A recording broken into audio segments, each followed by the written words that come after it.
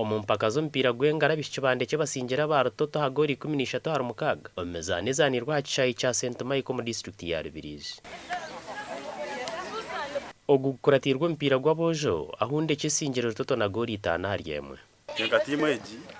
twetekatekere kureta obusinguzi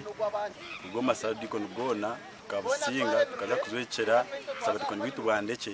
kandi tukasinga icyo kikopo tukakireta ari ndeke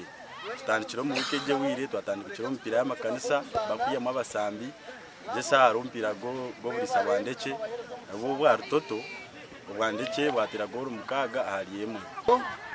nke kanisa kandi tournament eji etandikirwa obureberezi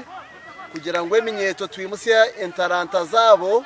aharya bari kutera umupira nambwe n'izoberi twabantuzana oburisa bwandeke n'oburisa bwa Rutoto okurondamwe abazani abarajwekere obusaba dikoni ndeke neija kuritana na time zindi zisingira mu busaba dikoni obundi kandi time zirasinga nzija kurabo kuzaneza kamaririza habwe mpaka za Western Kore Diocese izirabeho mu kwezi ko kubanza umwaka guru kwije mu mpaka z'eminyete ziraba harubwera nyanje mu Rushenyi. Amakuru agagasha kwa Onesmus Ndiyanabo.